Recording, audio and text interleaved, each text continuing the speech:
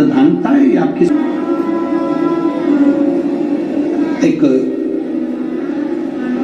महेंद्रपुरम के राजा और रानी दोनों शंकर के भक्त थे, पर उन्होंने शिव जी से कभी कुछ नहीं मांगा था, केवल भक्ति करते थे शिव की, कुछ नहीं मांगा।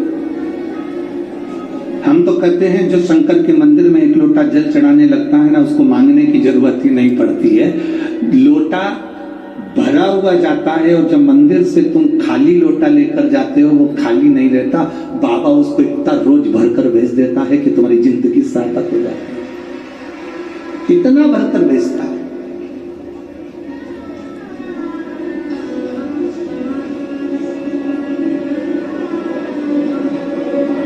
ये उसकी कृपा के बिना नहीं है, उसकी दया के बिना नहीं है,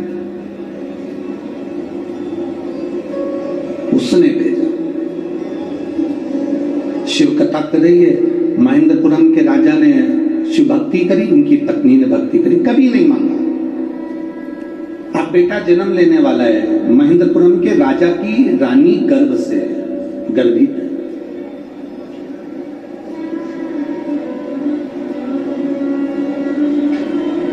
और रानी जब गर्भ से थी तो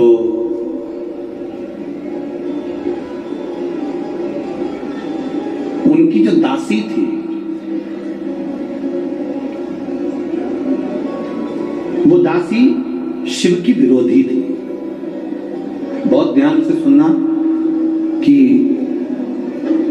आपका मन करता है कि मंदिर जाऊं, आपका मन करता है शिव जी को एक लोटा जल चढ़ाऊं, आपका मन करता है शिव महापुराण की कथा सुनूं, आपका मन करता है शंकर की कथा को अपने जीवन में उतारूं, या कभी मौका मिल जाए तो एक बार मैं भी बेलपत्र चढ़ाऊं, एक बार मैं भी शिव महापुराण की कथा सुनने जाऊं, या आपका मन कर रहा है। कोई कोई मोहल्ले में, कॉलोनी में, क्षेत्र में, परिवार में कोई कोई ऐसा रहता है जिसको शंकर की निंदा करना अच्छा लगता है, शिव महापुराण की निंदा करना अच्छा लगता है।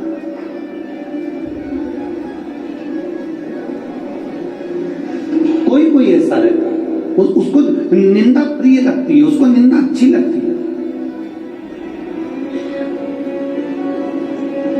कितना बड़ा दोष है शिव महापुराण की निंदा, शंकर की निंदा, शंकर की निंदा करना या शंकर की निंदा सुनना।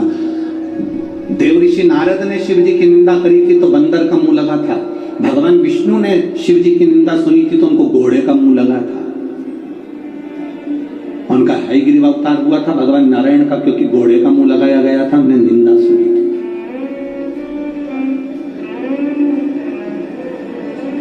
देव ऋषि नारद ने शिव जी की निंदा कर दी थी, रुद्राक्ष की माला जो भोलेनाथ जी ने पिनाकर भेजी थी उसको उठाकर जमीन पर पटक दिया था, शिव जी ने जो पिनाई। कितना बड़ा दोष है। आप किसी मंदिर में अपनी 4 व्हीलर गाड़ी को लेकर गए, पंडित जी से कहा पंडित जी इसकी पूजन कर दो, पंडित जी ने पूजन करी, भगवान की चढ़ी हुई माला लाकर उस गाड़ी पर चढ़ा दी, गाड़ी दौड़ने लगी, पत्तियां गिरने लगी, जमीन पर वो पत्तियां गिर रही हैं, भगवान की चढ़ी हुई माला की फूल पत्ती जमीन पर गिर रही है।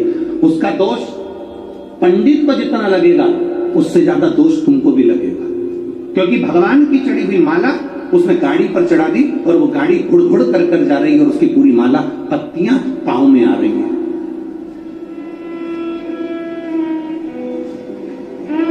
दोष लगता।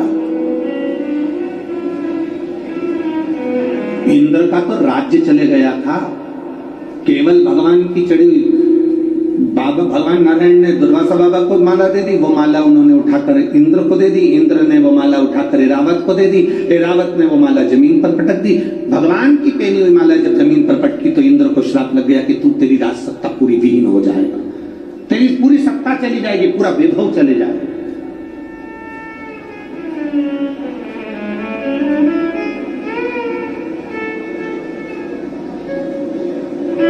तेरा पूरा वैभव समाप्त हो जाएगा।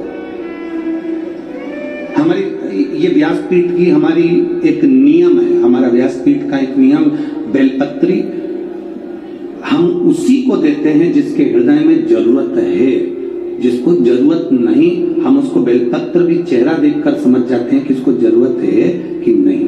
उसको क्या करेंगे, ले गए, पटक दी, फेंक दी, कहीं काम की ना रही। एक एक बार कभी गीता प्रेस गोरखपुर की शिव महापुराण की कथा पढ़ना, और गीता प्रेस गोरखपुर की शिव महापुराण की कथा को पढ़कर देखना। गीता प्रेस की गोरखपुर शिव महापुराण की कथा में लिखा हुआ है कि शंकर भगवान की पोथी पर शिव महापुराण जहां हो रही हो, वहां जो बेलपत्र पोथी पर समर्पित होती है, वो बेलपत्र नहीं रहती, वो दुनिया की सबसे बड़ी औषधि हो जाती है। उसका अध्ययन अगर आप लोग करेंगे, शिव महापुराण को अगर पढ़ेंगे तो आपके अध्ययन में आएगा, आपके स्मरण में आएगा। पढ़ो उसको। कहीं सीओ वाला हमारा झूठ तो नहीं बोल दिया कि अपने मन से बोल दिया। पढ़ो, विदेश्वर संहिता पढ़ो, उमाखंड पढ़ो, कुमार संहिता पढ़ी है, पढ़ो उसको, उसमें मालूम पड़ेगा।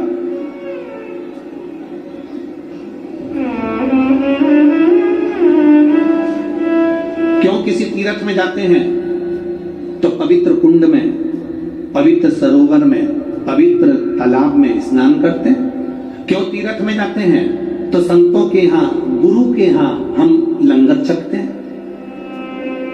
क्यों? 5 स्टार होटल में, किसी तीर्थ में जाना तो 5 स्टार होटल में भोजन मत करना, ये हम पहले भी बोले हैं। किसी तीर्थ में जाना तो उस जगह पर लंगर हो रहा हो, लंगर चल रहा हो।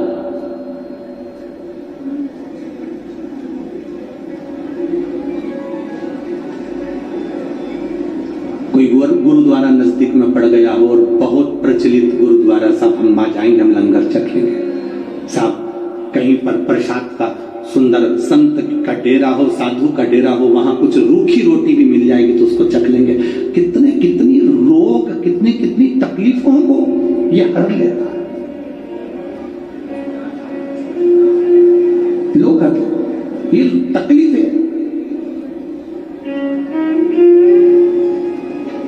सीहोर कुबेरेश्वर धाम पर लोग आते हैं, अभी तो रसोई घर वहां का तैयार हो रहा है। आप लोगों का प्रेम है, शायद 15 से 20 दिन में वो रसोई घर तैयार होकर उस रसोई घर में भी अब मशीनों द्वारा भोजन तैयार होने लगेगा और भोजन लाखों भक्त जैसे वहां आते हैं प्रेम से पाने लगेंगे। बाबा की ऐसी